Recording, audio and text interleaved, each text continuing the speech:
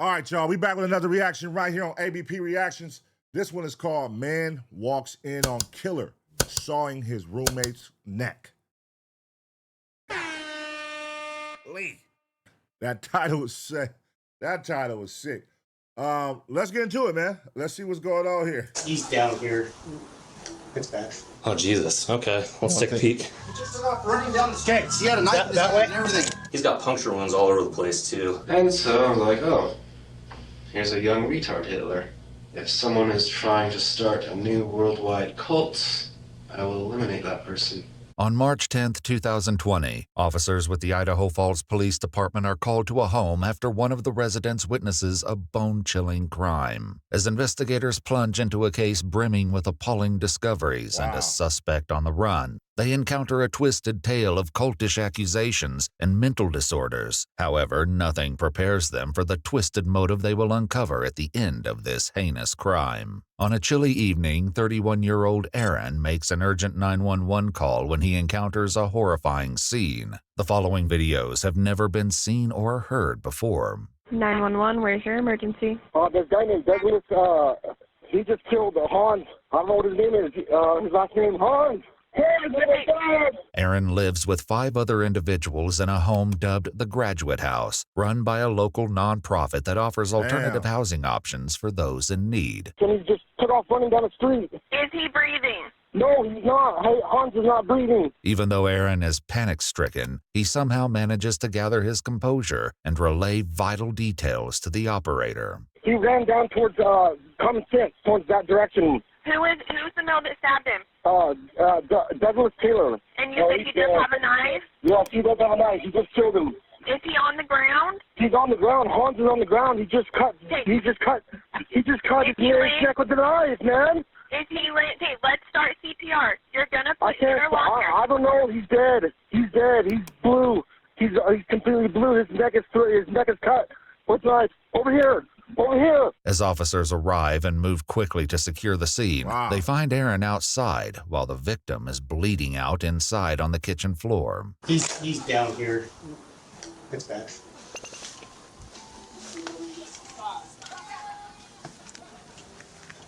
Golly. Let's get to why he cut his neck. 9-0. Myself and 1-7 are clearing the house. Good. Ready? Hey, why these niggas got bunk beds? These grown-ass men sleeping in bunk beds. I guess, man. If it's one of them houses, you ain't got no option. Fuck it.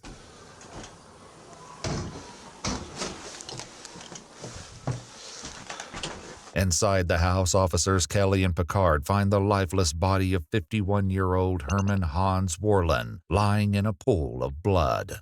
We got a back door. He just took off running down the stairs. Just hang out here. It's common sense. He had a knife in his hand and everything.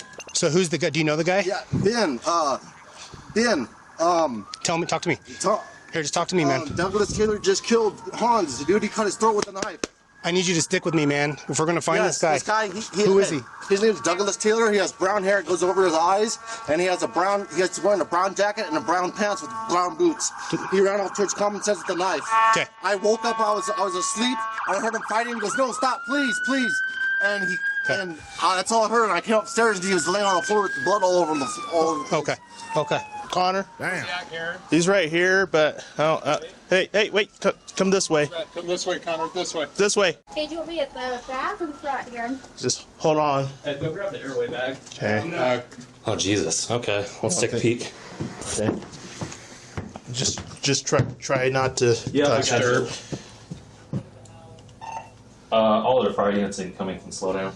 Even though all hope appears to be lost for the victim, Hans, paramedics continue to check on him. Watch where you stop, please. I think so. They can slow down. If you step right back out then. You guys are not needed. The victim is gone. So, he's right there. Let's just clear this real quick. I'll pie this room on the left. If you want to hold it forward, Karen. Looks like it's a bathroom. There's a shower curtain. I'm gonna go in. Okay, shower's behind the door, so I can't see. Clear. Back upstairs, paramedics huddle over the victim to document the injuries. Hey, Maddie, Yeah. I'm going to bring her witness. We're trying to get a 4 lead here. Parkins wants a 4 lead ran, so. What's that? Parkins just wants a 4 lead ran. Okay. So just so. He's got puncture wounds all over the place, too. Does he? Yeah. Shanked his ass up. Oh, God, please. What's up? It's working. Oh, It's working.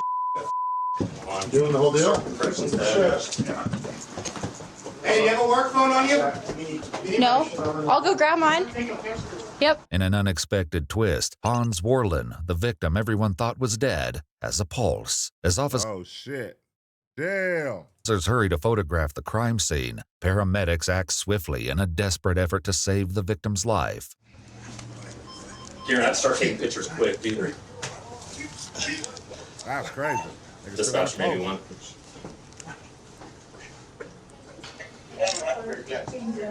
Call her recognize we have a full trauma activation. We have an estimated 35-year-old male, cardiac arrest. He is in PEA. Chet, I think we just move him and just get him out of here. I think it's our best bet. I'm gonna keep talking to this guy real quick. It's good. You want to go Towels on the- logistically organize them? It's coming out of the back of his head. Dude, it's freaking. God damn it. Dude, I don't know. Holy keep going, keep cranking, keep cranking. Yep. Oh, God damn it. Aaron, I'm gonna squish my head, Jeff. In order to save precious seconds, paramedics improvise their plans to get Hans into the ambulance as quickly as possible. well, Jeff, we don't have to worry about the Tom Bader subs. Yeah, no, we're doing good.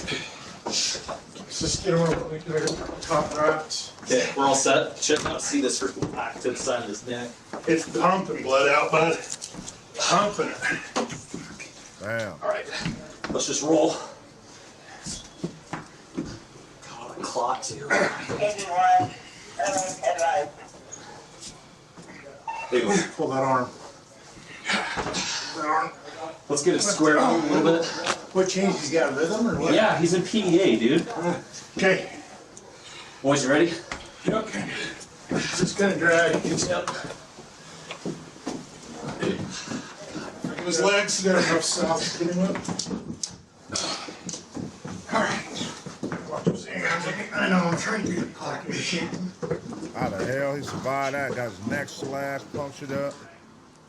He said the knife's in here, in the house somewhere. Officer Lindquist brings up a fundamental detail about the missing murder weapon, but that's not the only thing they're lacking. They still have a suspect at large, potentially causing even more death and destruction. Officers immediately turn their attention to Aaron, the 911 caller who's been standing outside talking on his cell phone this entire time. I want somebody monitoring him on audio right now. Okay, I think McCart's recording, but But he left him. So this guy's making phone calls and talking and sharing information we need to get recorded. okay. Tape it. Hey, you got that? Tape it. Everything.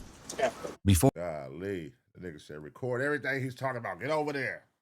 But he already snitching shit. You don't even got to fucking record his calls. Just ask him any question. That nigga's like the epitome of a snitch right here. This nigga right here is telling everything. Just ask him. I'm sure he's going to tell you. Before Aaron has a chance to talk to anyone else, Detective Albright records his statement. But the more Aaron reveals, the more uneasy the detectives become. The detective begins his questioning by asking about his roommate, Douglas Taylor, the man Aaron identified as the perpetrator on the call earlier. So, Doug, what time did he leave this morning? Like 4:30 in the morning. 4:30 in the morning. Something like that, yeah. Well, do you know where he was going? No, I don't know where he went. Does he work or anything? No, like he doesn't that? work either. He just got released out of a hospital, too. Oh, really? From what I understand. How long has Doug been living here? Only a month. Only a month? Yeah. Detectives will later uncover the deranged reason that caused Douglas to mercilessly assault a roommate, but for now, they continue speaking with Aaron. So, Doug got released a month ago or so. Yeah. And then he shows up here. How was he when he first arrived? kind of peculiar. Just doesn't want to talk to people, doesn't want to interact. The manager of the group home arrives on the scene and provides officers with more valuable details about their missing suspect. So is this like a group home or what is it?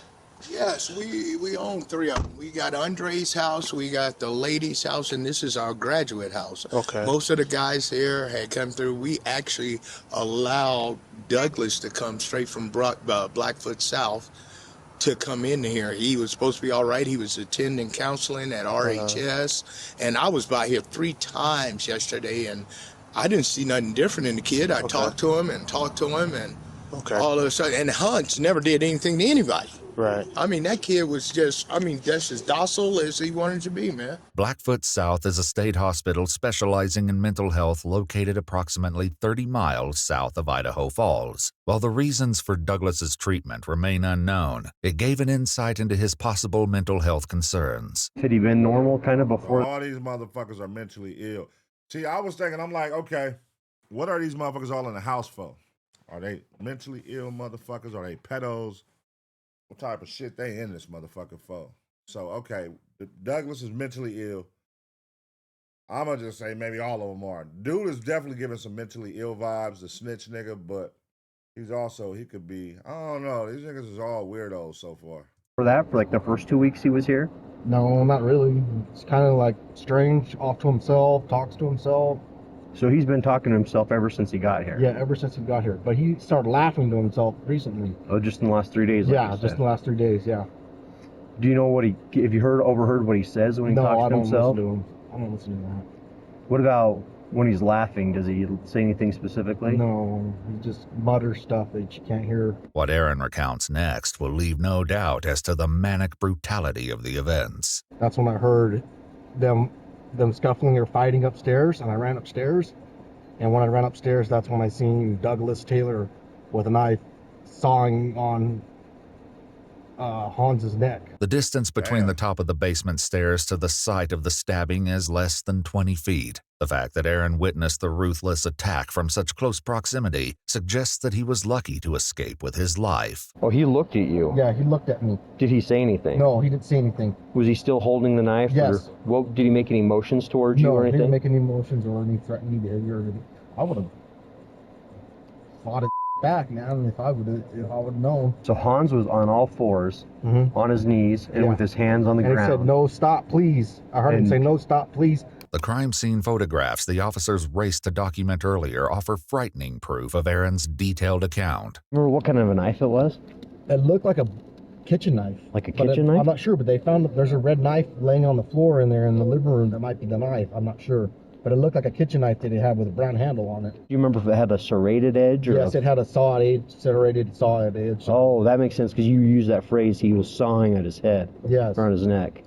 Wow. The description of the weapon should help officers locate it quickly if the suspect did, in fact, leave it at the scene. But Aaron is about to share a curious detail regarding the relationship between the victim Hans and his attacker Douglas. Did it seem like previous to this, he had gotten along with Hans, or? Yeah, they would sit in the kitchen for hours and then end sometimes. Oh, really? Yeah. So is it fair to say that Doug and Hans got along better than maybe Doug and other people? No. No? No one really got along with him. No one really talked to him. Nobody really, and that's why I was asking, because earlier he had said that he wasn't very sociable. No, he wasn't very sociable. Hans is a friendly, nice guy. Uh-huh. But Douglas is not. As Aaron's interview comes to an end, officers are still left wondering about the motive behind the assault and the location of the missing perpetrator. Through all of this, Hans' life still hangs in the balance. Oh, wait. Hey. Little radio. Back here, somebody tried the ladder. Here.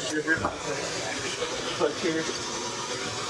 Jason, this you down there? You got to this. You also be your driver to the ladder truck.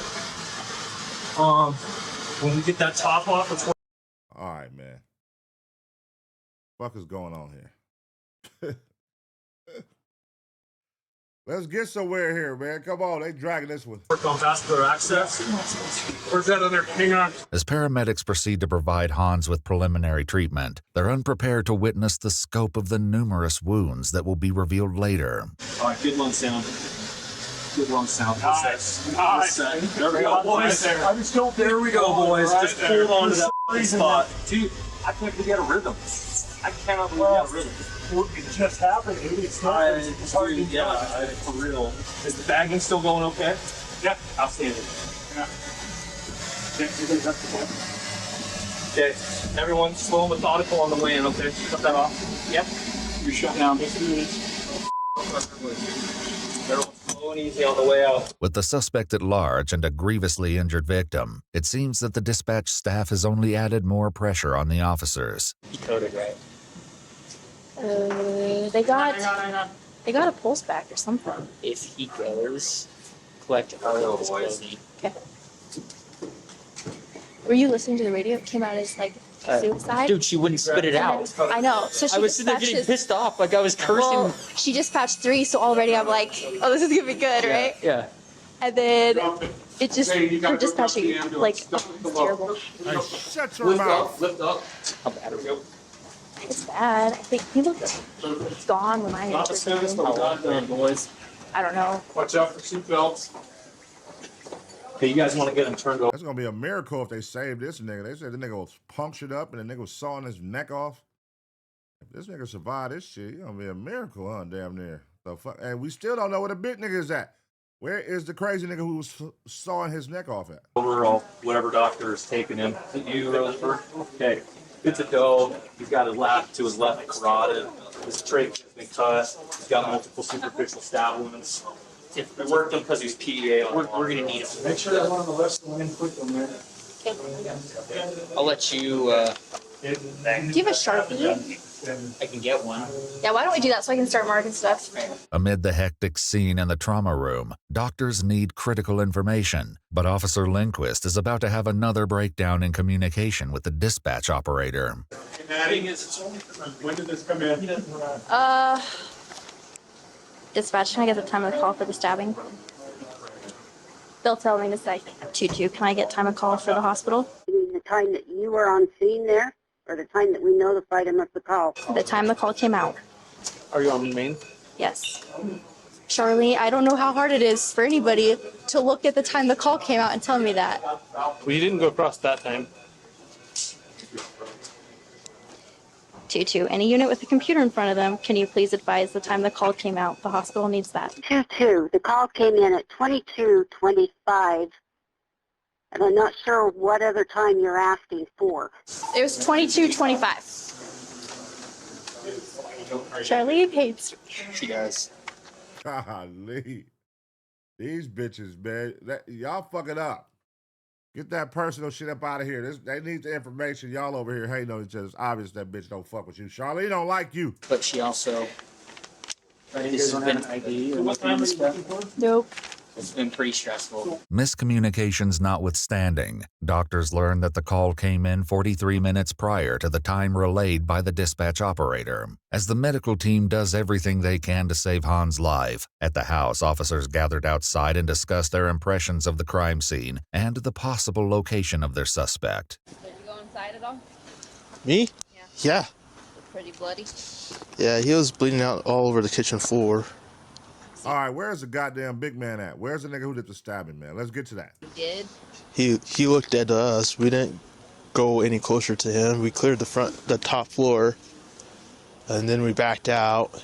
While officers might have secured the scene, it is clear that they need to quickly widen their search if they hope to have any possibility of catching the suspect. She said when we're clear this smell, I'm going to be canvassing the businesses east of the canal. Adjacent to this canal sits a large shopping center where officers will make an unexpected discovery. 2-4. It looks like there's somebody sitting right next to the stores to your west. 270 Emerson over here on the back of Albertsons. Officers converge behind the Albertsons, approximately 3/4 of a mile from the crime scene, and find their suspect sitting against the east side of the building. When officers ask what his name is, he replies, Douglas Taylor. Yeah, it's got blood on its hands. The weapon. All right, Douglas. The weapon. They said the weapon he left there. 9041. Your suspect is saying the knife is there in the house, though. The suspect is saying that the knife is still in the house. Even though Aaron originally reported that he saw Douglas fleeing from the crime scene holding a weapon, detectives identify a blood-soaked knife lying on the floor in the living room and get Douglas to the station without incident. All right, step in there, go and take a seat. They got a little pocket knife. Throughout his detainment, Douglas has appeared eerily calm and cooperative, but to get a full picture of the savage attack, detectives need to interview him. However, even seasoned detectives are not prepared to deal with the suspect as unsettling as this one. Pretty good. Right there. You want some water? Yeah, I do want water. There you go. After reading him his Miranda rights, Detective Schwicht cuts straight to the chase. Can you tell me what happened tonight from your side of things? I'm the one who did it.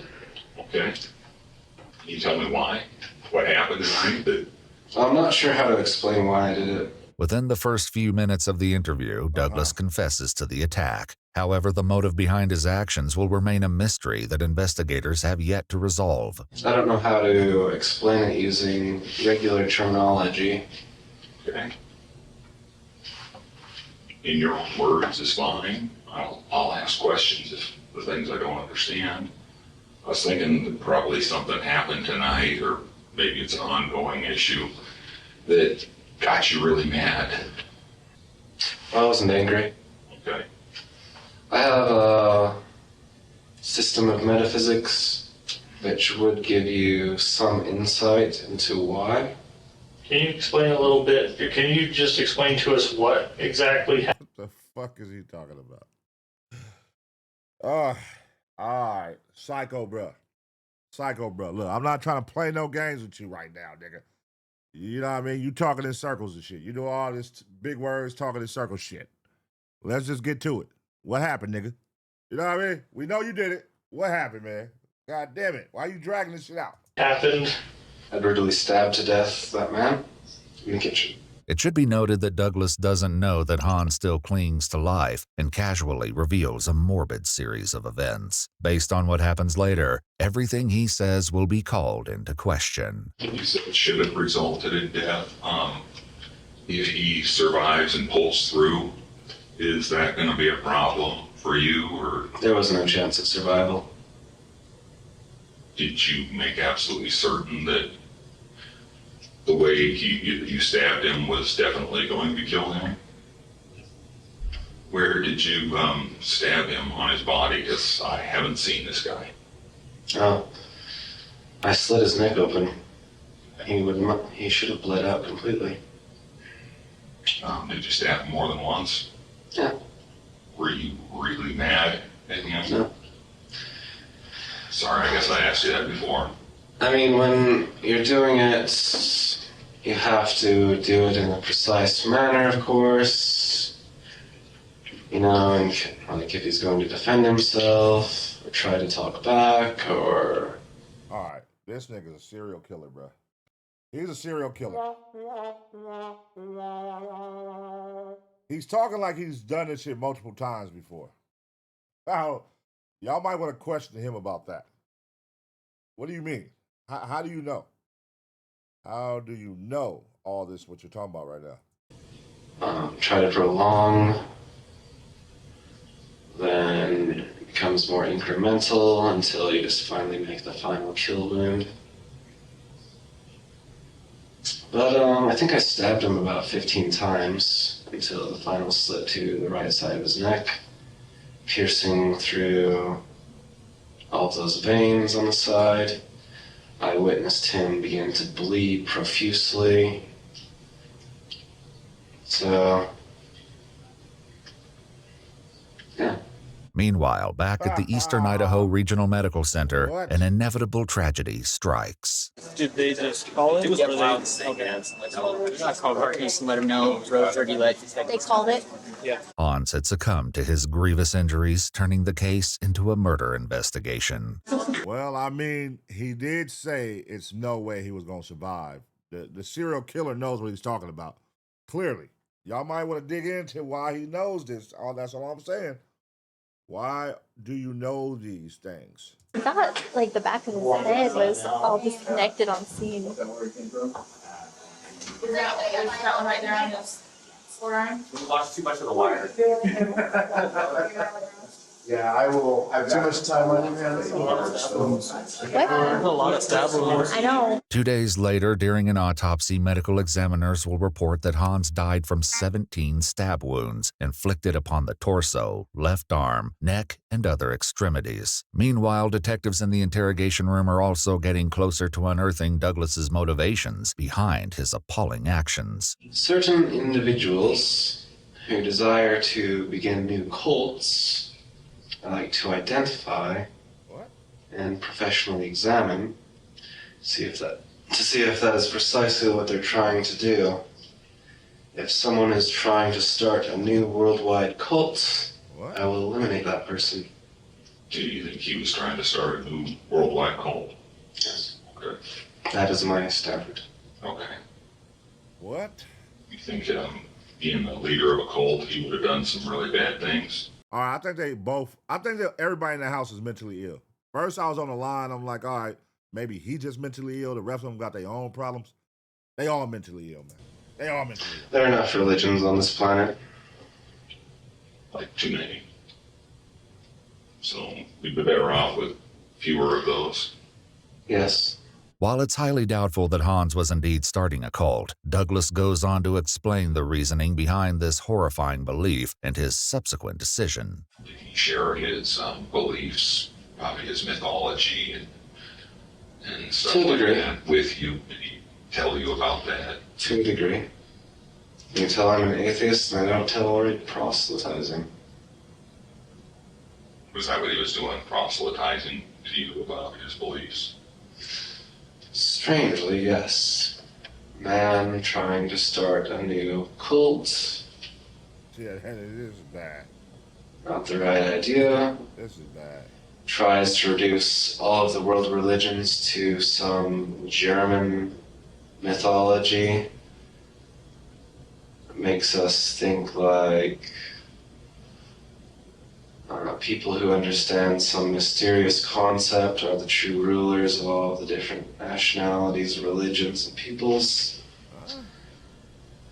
And so I'm like, oh, here's a young retard Hitler. As the interrogation comes to an end, the detective has one final question for Douglas. After stabbing a guy like this, what do you think would be the right thing to do with you?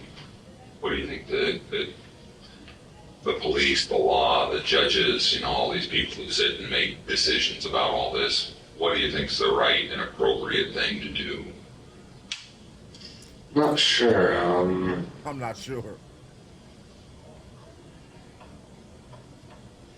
Jail, then prison? Do you think that's the right thing for you? Yeah.